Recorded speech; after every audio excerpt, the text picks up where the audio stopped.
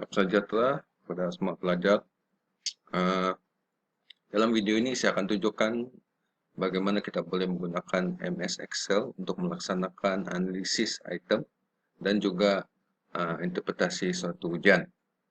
Dan dalam contoh ini, saya menggunakan 30 aneka pilihan ataupun MCQ. Oke, kita boleh lihat di sini daripada MCQ 1 sehingga MCQ 30.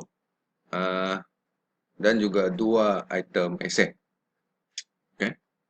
Dan kamu letakkan, perlu sediakan satu spreadsheet seperti ini, di mana setiap pelajar itu diletakkan di dalam row seperti ini, dan di sini ada 50 orang pelajar.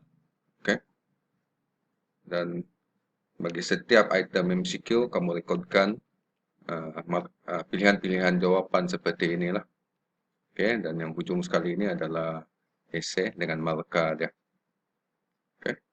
Jadi untuk item MCQ, kita letakkan kekunci jawapan dia di bahagian bawah sekali, di bawah sini, seperti ini. Jadi ini merupakan kekunci jawapan bagi item-item 30 item MCQ tersebut. Jadi kita boleh letakkan kekunci jawapan ini, kita boleh formatkan lah sebagai bold, ataupun boleh juga kamu letak fill seperti ini supaya kamu tahu bahwa ini adalah kekunci jawapan dan bukan pilihan jawapan pelajar. Oke, dan satu lagi, apabila kamu sebagai contoh sini kita ke row yang ke-50. Oke, apa yang kamu akan dapati adalah row yang pertama tadi, row 1 tidak akan kelihatan. Oke. Jadi ini kita tidak tahu untuk kolom C, kolom D ini dan sebagainya, ini adalah item yang mana satu lagi. Oke. Dan kalau kita ke arah ke kanan ini, jadi kita tidak tahu nih untuk item untuk row 35 nih pelajar mana satu. Oke, jadi ini akan memberikan sedikit masalah kepada kita apabila membuat analisis di sini. Jadi apa yang kita perlu buat di sini adalah kita pilih sel C2 di sini, contoh. Oke. Dan kita gunakan sel C2, kita pilih di sini kita sebab kita mau row 1 dan juga kolom B ini tidak bergerak. Oke. Jadi itulah kita gunakan apa yang dipanggil sebagai freeze span. Jadi dalam freeze span, kamu sudah pilih begini C2, jadi kita pergi kepada view dan kamu klik freeze span dan kamu pilih freeze span di sini. Oke, dan kamu akan nampak sedikit perubahan di situ. Oke. Nampak perubahan seolah-olah ada satu garisan di sini ya. Oke, jadi ini bila kita turun ke bawah, kamu akan dapati row pertama itu akan tidak bergerak. Itu yang dipanggil sebagai freeze, dibekukan. Nah, seperti itulah.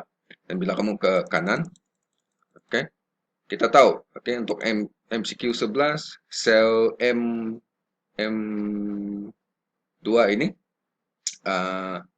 adalah pelajar 5696 ini. Sebagai contoh di sini kita tahu ini siapa. Oke. Untuk ini kadang-kadang kita akan kebingungan di sini. Ini satu ini apa? Jadi saya akan hide di sini. Yang ini kita akan sembunyikan kolom kita hide kan ya supaya kita semudah untuk membuat analisis. Oke, jadi kamu akan dapati di sinilah kamu akan nampak ini kolom B tidak bergerak dan juga row 1 tidak akan bergerak. So ini akan memudahkan kamu. Oke. Seterusnya cabaran kita adalah bagaimana untuk memberikan markah bagi setiap pilihan ini. Oke. Bagi setiap pilihan ini. Jadi sebagai contoh untuk C2 ini, pilihan jawapan bagi pelajar 5696 ini adalah B. Dan bila kita bandingkan untuk kunci jawapan, untuk kunci jawapan kita tahu dia telah menjawab dengan betul. Jadi kita boleh bagi dia markah 1. Begitu juga yang lain nih. kita terpaksa tentukan apa sama ada pilihan jawaban pelajaran ini betul ataupun salah. Jadi untuk itu kita perlu menyediakan 30 kolom kosong supaya kita boleh meletakkan markah bagi setiap item tersebut.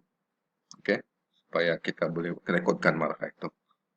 So, apa yang kita boleh buat? Perlu tambah kolom di antara A, F dengan AG. Jadi kita boleh tambah di situ seperti ini. Kita pilih AG, macam itu, klik AG itu, klik kanan, kamu dapat insert di sini.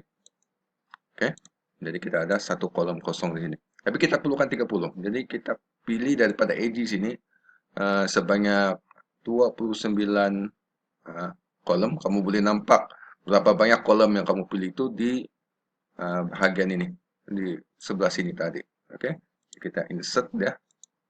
Jadi kita tahu kita ada sudah kita ada 30 kolom kosong. Jadi bahagian ini adalah bahagian di mana kita akan letak markah. Jadi sini saya akan cuma copy saja. Oke, kita akan copy ini saja, copy ya. Dan ini adalah di mana kita akan letak markah. Kita tengok sini, oke, ada terlebih sana. Kita perlukan satu lagi kolom. Oke, kita perlukan satu lagi kolom. Alright. Kita pilih 30 ini tadi, 30 cells, dan kita akan copy sini. Oke, saya rasa kita akan butuh sekarang nih. Oke, nah.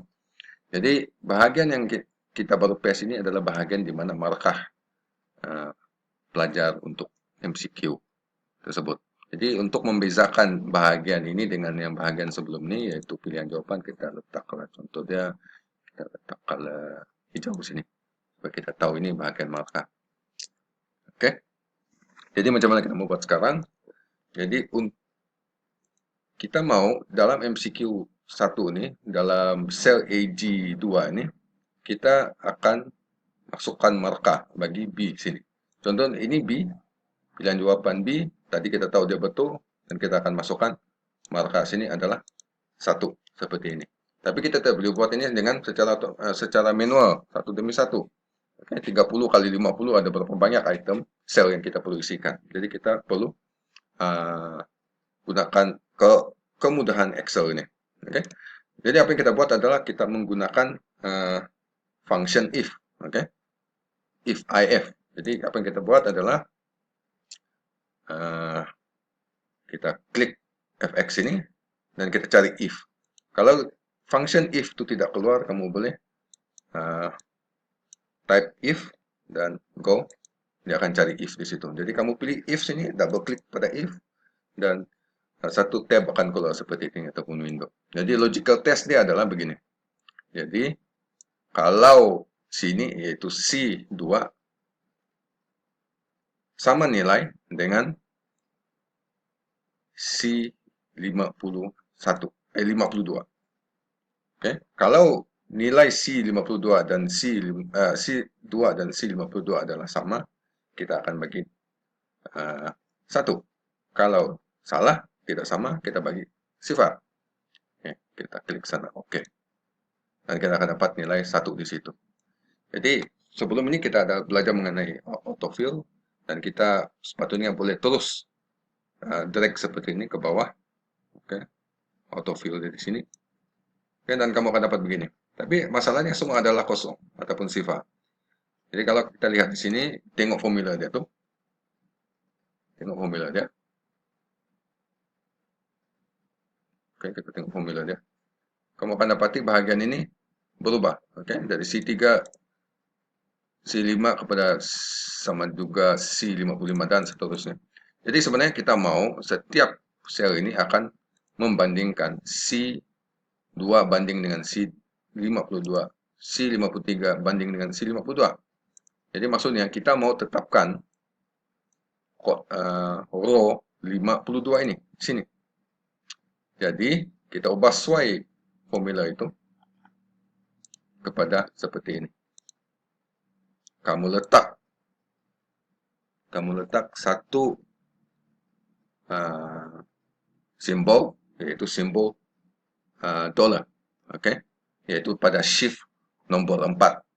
Dengan simbol dollar ini, seperti ini. Oke, kalau saya besarkan formula ini. Dengan menggunakan simbol dollar itu, dia komputer ini ataupun Excel ini akan paham bahwa kita hanya menetapkan formula itu dengan merujuk pada C52 sahaja, row 52 sahaja. Jadi bila kamu sudah ubah sesuai, kita double klik balik ataupun kita autofill semula. Oke. Dan kamu akan dapat seperti ini. Oke. Dan dia terus memberikan marka. Jadi ini kalau kamu lihat semak semula formula, dia adalah betul. Oke, sini 51. Oke. Kita tengok sana 51 membandingkan ataupun merujuk kepada C52 sahaja. Jadi bila kamu sudah buat yang ini, kamu kamu boleh terus autofill ke kanan sehinggalah item MCQ ke-30. Oke. Kalau kamu lihat formula dia, oke, dia akan berubah. Dan kamu boleh semak sama ada formula itu betul ataupun tidak. Oke. Kamu tengok sana, ini memang betul lah. Kamu tengok petak biru itu.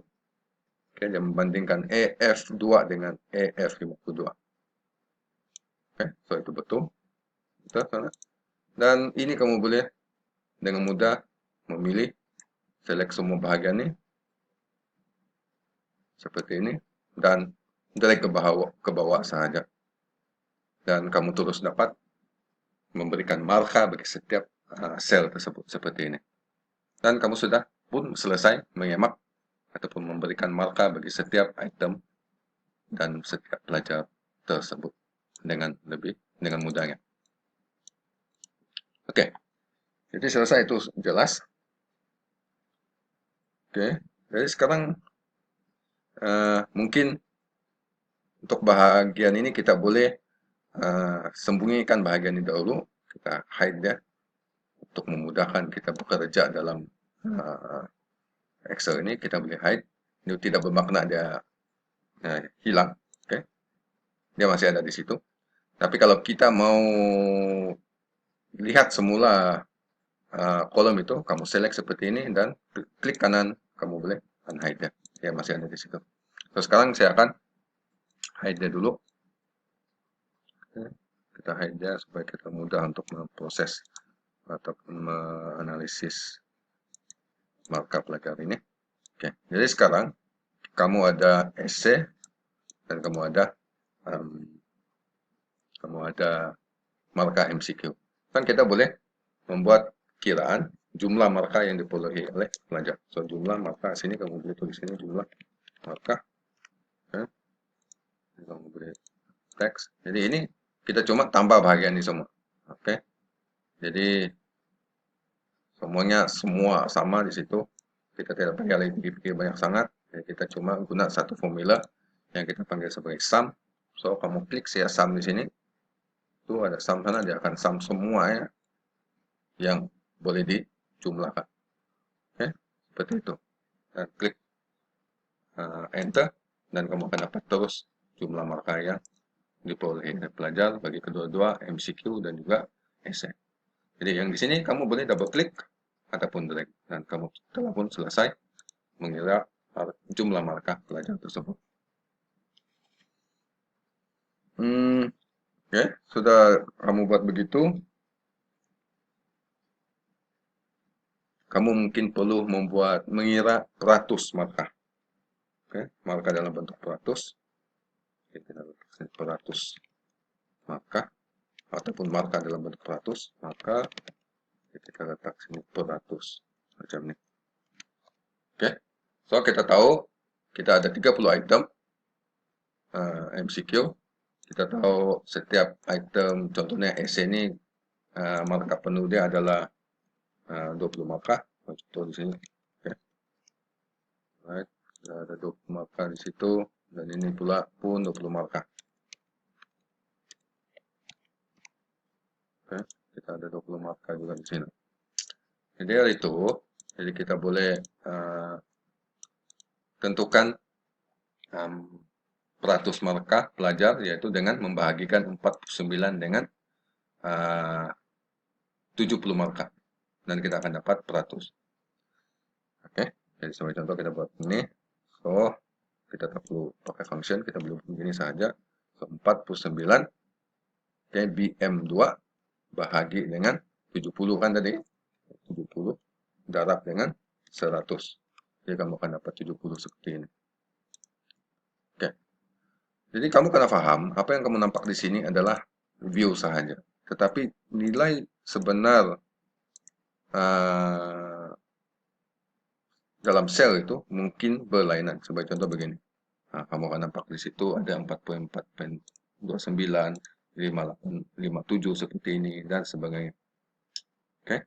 Jadi contohnya kita tidak mau keadaan begini. Jadi kamu ingin bundarkan markah ini kepada satu titik perpuluhan. Kalau setakat kita mengurangkan desimal di atas ini, seperti saya buang dulu ini, seperti ini, kita kurangkan desimal saja ataupun titik perpuluhan. Ini hanyalah view saja, tapi bukan nilai yang sebenarnya. Jadi apa yang kita boleh buat? Kita gunakan function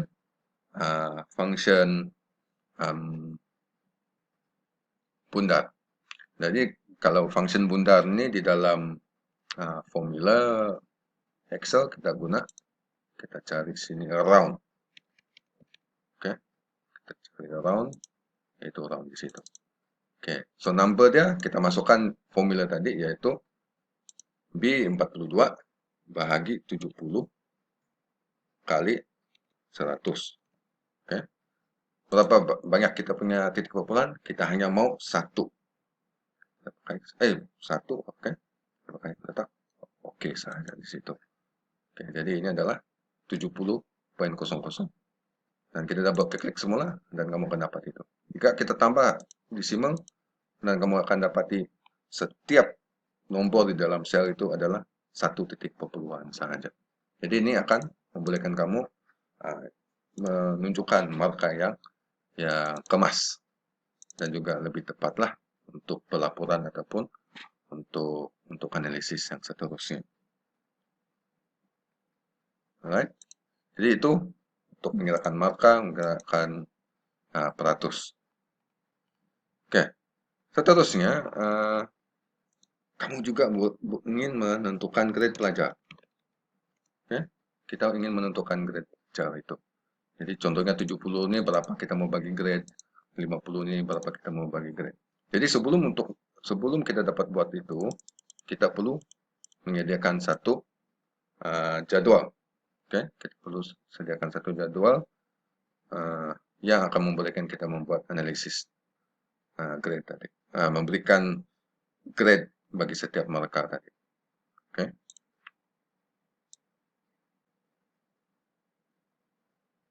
Disediakan satu jadwal seperti ini. Oke. Di mana ada markah sini grade. Jadi karena susun daripada kecil sehingga besar. Jadi kita susun. Di antara kalau kosong kita akan dapat F, kita berikan F.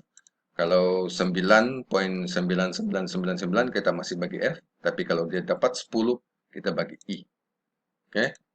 Jadi 30 kita bagi D. Jadi maksudnya di antara 10 dan 30 itu kita akan bagi I. Jadi kalau 13, 15 sampai 29.9 kita bagi I, tapi kalau sampai 30 kita bagi D. Dan seterusnya. Jadi kalau di sini barangkali kalau untuk selamat kita boleh letakkan 100 juga. Kalau kita akan bagi di sini plus juga lah, sebab kita mau terlalu terlebih. Oke, kita sana.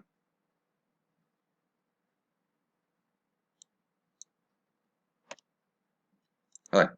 Jadi apa yang untuk menentukan grade bagi 70 dan semua ini kita gunakan fungsi VLOOKUP. Oke, VLOOKUP. Jadi saya tentukan di sini. Kamu pergi cari sini VLOOKUP. Kalau ada di dalam tuh search VLOOKUP seperti itu.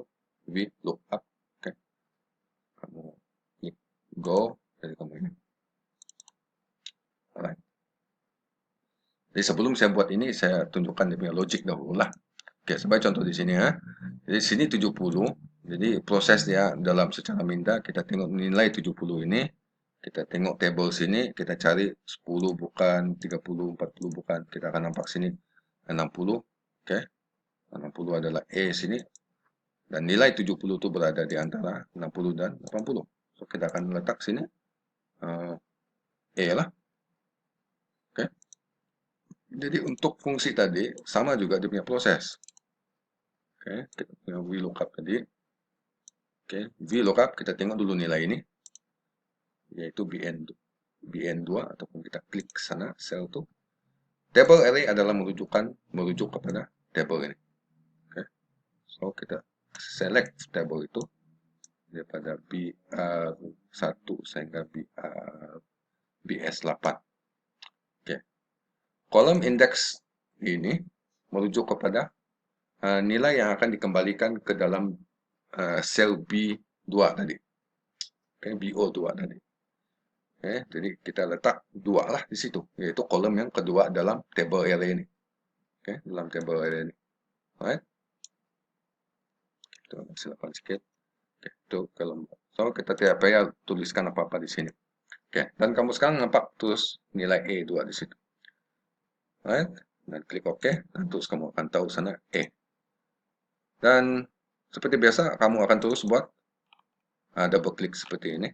Dan akan merasa keliru kenapa keadaan ini berlaku. Jadi seperti yang tadi juga, kamu lihat untuk kolom, untuk sel BO3, lihat apa yang berlaku. Oke, dia akan mengalami perubahan. Lihat, oke, ini akan turun dan seterusnya. Oke, maksudnya table array tadi berubah. Jadi kita tidak mau begitu, kita mesti tetapkan table array itu. Oke, kamu balik kepada sini. Oke, ini dari ini. Oke. Dan kamu tetapkan, oke, kita tidak mau dia gerak-gerak, jadi kita letak tanda dollar tadi, oke, shift 4, oke, shift 4 satu sama seperti itu, shift 4 dan shift 4 juga di sini, oke, supaya kita tahu dia tidak akan berubah nanti. Oke, sana, alright, kita mau nampak di sinilah ini formulanya, oke, ini formulanya. Jadi kita drag saja ke bawah ataupun double klik dan kamu terus dapat mengira ataupun menentukan grade bagi setiap pelajar tersebut. Jadi 70 dapat E dan sebagainya. Jadi kalau kamu mau ubah di sini pun sebagai contoh E itu terlalu rendah, jadi kita meletak sini adalah 80. Oke, sini mau kasih letak di 90. Jadi kamu akan nampak perubahan itu berlaku. So, sini adalah 70. Oke. Ya otomatis akan berubah. C adalah 60. Oke, D adalah 40. Oke. Dan ini kamu akan nampak dia akan mengalami perubahan dengan otomatis dia. Jadi nampaknya tiada yang dapat E. Jadi barangkali kita boleh ubah sesuai balik kepada keadaan tadi. Kita ubah. Oke, supaya dapat E. Oke, right. Sekarang mungkin pelajar juga ingin mengetahui, kita juga ingin mengetahui berapa ramai yang dapat E, B, C, dan seterusnya. Ini kita boleh letak sini frekuensi ataupun bilangan. So kita boleh gunakan function COUNTIF. Oke, kita gunakan COUNTIF di sini. Oke, range yaitu daripada BO2 sehingga BO51. Oke, dan kamu pun sudah dapat dapat ramalkan ini bila kita drag ke bawah dia akan berubah. Oke, kita silap klik. Oke, jadi kita letak di sini tanda dollar 2 dan tanda dollar di situ supaya dia tidak akan berubah semasa bila kamu drag ke bawah. Oke, lupa sorry, belum klik oke. Apa kriteria dia? Kriteria dia kamu boleh letak yang F di sini, BS2 di situ. So klik oke. So itu kita boleh biarkan. Oke. Jadi bila kamu drag ke bawah dan kamu akan terus dapat menentukan bilangan bagi setiap grade itu. So, grade E ada seorang. Oke. Jadi kamu cek balik kamu punya formula. Oke. Ya masih tetap di situ. Baguslah. Jadi kita boleh letak sini adalah jumlah. Kita semak balik. Oke, yang ini kita letak sum sini. Oke. Dan 50 orang. So, itu sesuai lah. Dan kita boleh cari peratus. Oke, kita boleh cari peratus. Jadi ini. Jadi peratusnya BT2 bahagi dengan jumlah sini. Jadi kita boleh tetapkan sana. Oke. Tetapkan ini punya apa? Sel. So, kita letak tanda dollar itu. Dan darab 100. Nah, jadi kamu akan dapat peratus di situ. Jadi kamu boleh drag ke bawah dan kita tahu terus. Nah, oke. So, ini adalah peratusnya. So, lebih kurang 52% mendapat E sebagai contohnya lah. Alright, so secara umum ini kamu telah membuat analisis bagi markah pelajar. Oke, ini merupakan bagian pertama. Nanti saya akan sambung kepada bagian yang seterusnya, yaitu bagaimana kita menentukan indeks kesukaran bagi indeks kesukaran dan indeks diskriminasi bagi setiap item MCQ dan juga item essay tersebut untuk video yang seterusnya. Oke, nanti kita akan sambung kepada bagian kedua. Oke, terima kasih.